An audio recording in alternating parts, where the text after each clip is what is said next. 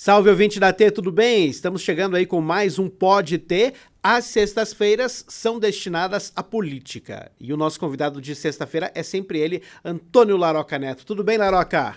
Tudo bem. Bom dia, Eduardo. Bom dia a todos os ouvintes da T aí do podcast, dessa nossa estreia aqui falando um pouco de política.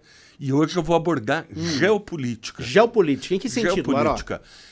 Veja bem, a gente fala muito nesse mundo conectado, a gente fala muito sobre inflação, sobre as despesas, sobre a situação em que vive o país. Agora nós estamos vivendo muito conflito internacional e nós tivemos há bem pouco tempo aí um tarifaço do Trump que bateu de frente com a nossa região.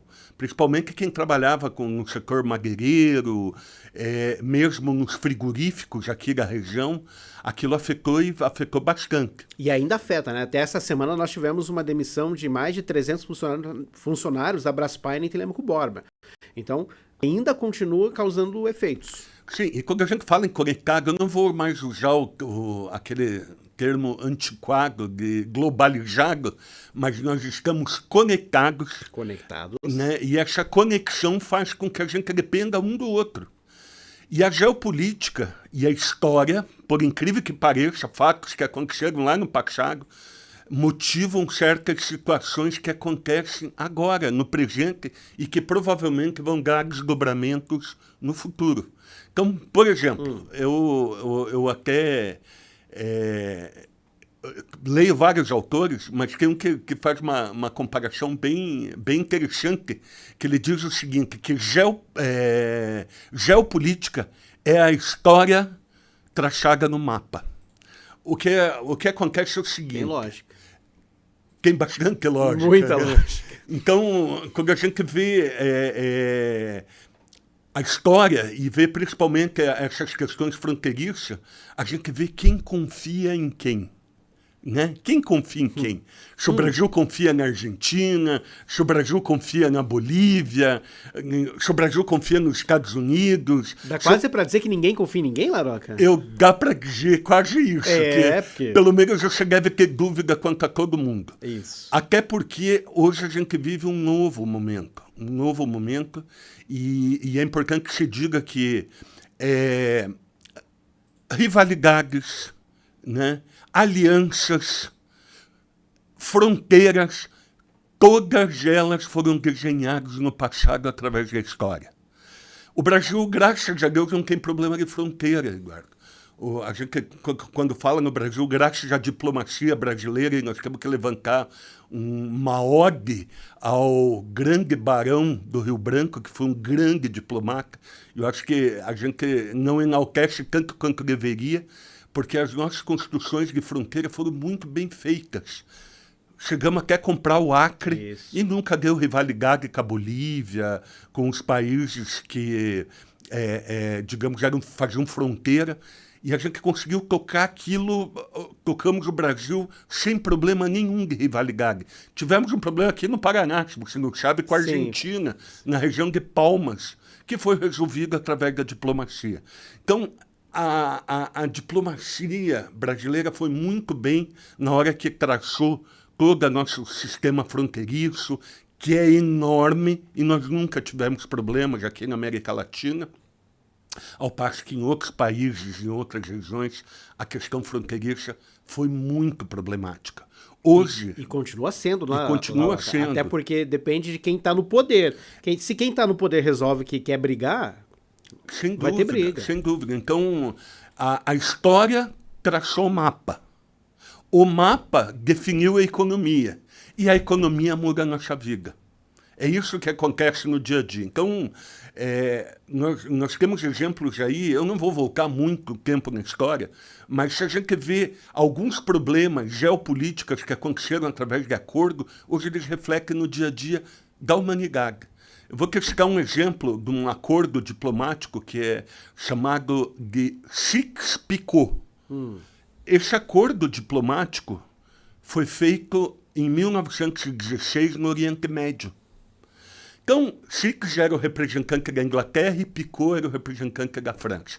Caiu o Império Otomano, tá? Que era uma potência, vinha da Turquia e dominava até o Oriente Médio, Líbano, Síria, enfim, todos aqueles países.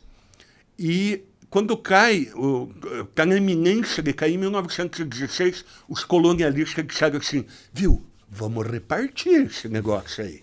Esse negócio é bom de nós repartir. O Picot e o Sykes representando a Inglaterra e o Picot foram até o Oriente Médio e vamos estabelecer fronteira. Esticaram o mapa na mesa do Oriente Médio, pegaram uma régua, um lápis e fizeram uma linha assim, ó, dali para cá é teu e daqui para cá é meu. Não levaram não levaram em conta a etnia, a cultura, o idioma, fizeram uma repartição de olho na riqueza que aquela região podia proporcionar, principalmente o ouro negro, claro, que é o petróleo. Né? Então, isso um exemplo. Vai um pouquinho mais para frente, tem a Primeira Guerra Mundial, tem a Segunda Guerra Mundial, sentam-se os vitoriosos, já em 1943, em Casablanca, no Marrocos, eles sentam porque eles já sabiam que iam ganhar a guerra. E ali, no Marrocos, em Casablanca, comparece o Churchill, representando a Inglaterra, o Roosevelt, representando os Estados Unidos, e faltou o Stalin. Por quê? Porque o Stalin estava ganhando a guerra na famosa Batalha de Stalingrado. Ele não pôde ir. Era muito distante e ele não poderia ir. E lá foi definido, viu? Não tem rendição.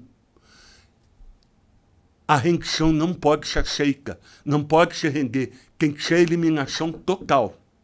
Em 1943, eles sabiam que iam ganhar a guerra e já definiram em Casablanca como ia ficar o mundo dividido. Em 1945, uns 3 meses antes do final da Segunda Guerra Mundial, porque ela teve 2 finais. O primeiro final foi na Europa e o segundo foi no Japão, com as bombas atômicas. Então, quando ocorre a segunda reunião desses líderes, e ela acontece em Yalta, na Crimeia, que hoje nós estamos vendo lá as batalhas que estão acontecendo na fronteira de Rússia e Ucrânia. Estão lá os 3 líderes e daí disseram assim, vamos dividir o mundo. Olha, eu quero a Polônia. Os russos disseram. Daí o americano viu, me dê a Grécia. E fizeram toda uma divisão com o interesse de cada um. E criaram, naquele momento, o que nós chamamos de mundo binário. O que é o mundo binário? 2 lados. Só tinha o lado do capitalismo e outro lado do socialismo. O lado do mundo livre e o lado da opressão. E fizeram essa divisão geopolítica baseada na ideologia. Então só tinha 2 lados na humanidade, não tinha outro lado. Era só o lado que nós considerávamos do bem e aquele que era o lado do mal. Era um mundo binário, com um conflito simples de resolver. Só tinha 2 lados. Estabeleceu-se fronteiras e de 1946, que aconteceu em 45, que aconteceu em Yalta, isso perdura até 1991, quando cai o Muro de Berlim, vem Gorbachev, caem as fronteiras, o mundo se transforma. O mundo sofre uma transformação enorme.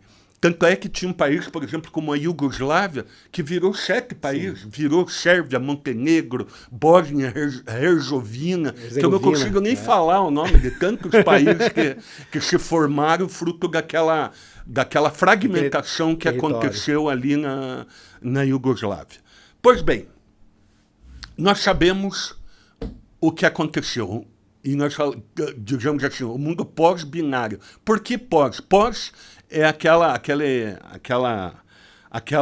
palavrinha que diz assim, eu sei o que foi, mas não sei o que vai vir. Pós, foi assim. Agora, eu não sei o que vai acontecer para frente. E o que aconteceu para frente? Após 1991, cai o muro, derrubam-se as fronteiras, se transforma, e vai um autor, professor da Universidade de Harvard, chamado Francis Fukuyama. E ele diz assim, como diz o caboclo, ganhemos. Ganhemos o fim do mundo. Ele escreve lá o fim dos tempos, o fim do mundo é o nome do livro dele. E diz assim, acabou. Agora só tem um vitorioso. Né? Agora é o mundo livre, o liberalismo, o capitalismo que venceu.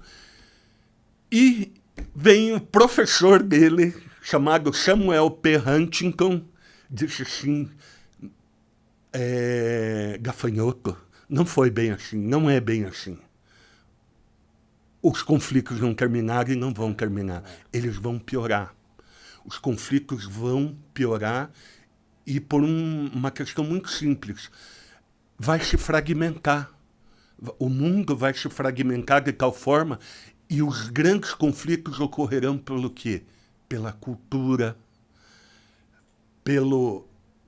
pelas fronteiras e principalmente por religião. E vem 11 de setembro, que é o episódio das Torres Gêmeas, e passa a reiterar, a ratificar aquele livro do mestre, que foi o mestre do Fukuyama, e diz assim, a guerra continua. A guerra continua e agora ela também entra no campo econômico, principalmente. Então, quando a gente vê hoje o que está acontecendo, vê o Trump, vê a Europa, a gente tem que entender, e está muito bem, Conflito de Civilizações, é o nome do livro do Samuel P. Huntington, ele diz assim, nessas junções de áreas onde entram civilizações, onde existe a fronteira entre civilizações, vão acontecer guerra. E nós estamos vendo isso acontecer. Por exemplo, vamos dar um exemplo, Paquistão e Índia. O que se encontra ali? Se encontra o mundo hindu com o mundo muçulmano. E por que eles guerreiam? Por causa da religião. Nós vemos o encontro entre o Ocidente, que é, vamos colocar Estados Unidos, Inglaterra, Alemanha, França, se encontra com o mundo ortodoxo, que é o quê? A Rússia. Então, todas essas áreas fronteiriças, elas estão passando a ter conflito, seja por poder, seja por cultura, seja por economia, e isso daí está refletindo muito na economia conectada mundial. Ponta Grossa e a região dos Campos Gerais, o Paraná, e aí vamos entrar na geopolítica nossa aqui, 13,8% do que nós produzimos de grão no Paraná, segundo um informe da Secretaria de Agricultura do Estado do Paraná, 13,8% do que é produzido em grãos no Paraná representa, o que nós produzimos no Paraná representa 13,8% em toda a produção agrícola do Brasil. O Paraná é um celeiro. Ele só perde para o Mato Grosso e muito até por causa do tamanho do estado, do perímetro da extensão territorial de cada estado. Então, 3,8% da produção agrícola sai do solo paranaense. Vamos lá. Qual é a importância? 3,8%. Nós somos exportadores. Principalmente a nossa região dos Campos Gerais produz muito grão, soja principalmente. Então, quando você vai ver insumo, nós precisamos para plantar uma coisa muito importante que chama fertilizante. Fertilizante o que é? É um nutriente da terra. Você dá de comer a terra para ela te dar algo em troca. 80% a 85% de todo o fertilizante que nós adquirimos, porque nós importamos produto, vem da onde? Vem da Rússia, vem da China e vem do Marrocos. Então, cada vez que existe uma complicação nesses países, vai refletir diretamente aqui. Vamos lá. O Trump está brigando lá por causa das tarifas, porque ele está brigando com a China e pressionando para que a gente se afaste da China. E você sabe, o maior parceiro comercial do Brasil hoje é a China. 27% de todo o comércio exterior é com a China, seja de importação e de exportação. Os Estados Unidos não querem isso. Eles querem, olha, estamos lá no na nossa fronteira, no nosso lado, vocês têm que vir com a gente. Nós temos que ser amiguinho. Nós temos que ser amiguinho, nós não podemos deixar que o outro venha ser teu amiguinho aí, porque eu quero exclusividade nessa amizade. E o que acontece? Quando o insumo, e quando dá um problema lá, como está dando na Crimeia, isso vai refletir no preço do insumo. Qual insumo? Fertilizante. Né? Esse preço vai influenciar na cadeia. Então, a geopolítica que está acontecendo, a decisão que está acontecendo em Washington, que está acontecendo em Pequim, que está acontecendo no Oriente Médio, vai alcançar a gôndola do nosso supermercado aqui. Que coisa, hein? Então, por isso que o que precisa, e principalmente a população, é se inteirar não só de economia, mas se inteirar de geopolítica e de história. Porque os fatos, como eu falei, que estão acontecendo hoje, são reflexo daquilo que aconteceu no passado e que está previsto acontecer na geopolítica futura. Então, muita coisa está acontecendo, muito. A expectativa, Eduardo, é que nós tenhamos uma boa diplomacia e que a gente seja amiguinho de todo mundo. Seja amiguinho de todo mundo, negocie com todo mundo e passe a preservar o nosso interesse, o interesse aqui do Brasil. Principalmente nós, paranaenses e pontagrossenses, que nós tenhamos a possibilidade de poder comercializar lá fora, de receber produtos aqui dentro e principalmente para que tenhamos emprego. Porque senão, agora está o Trump falando que vai invadir o Irã. Tem um negócio lá, um estreito chamado Estreito de Hormuz, onde sai boa parte do petróleo do mundo. Se isso acontecer, isso vai regular na bomba de combustível e no tanque do teu carro, Eduardo. E no tanque do carro e no supermercado, em tudo, porque nós temos um transporte completamente rodoviário. Então, quando a gente fala em geopolítica, às vezes a gente não mensura o quão é importante que a gente traga isso para a nossa realidade. Então, eu vou recomendar aqui, se você me permitir... Por favor, claro. Uma bibliografia, porque eu não falo só baseado no meu conhecimento. Meu conhecimento, a minha cognição vem de uma boa leitura. Claro. Então, tem um autor chamado Tim Marshall. Tim Marshall, ele escreveu um livro chamado Prisioneiros da Geografia. Então, quem quiser se inteirar sobre tudo isso, porque nós devemos nos inteirar. Cultura é bom, conhecimento é ótimo.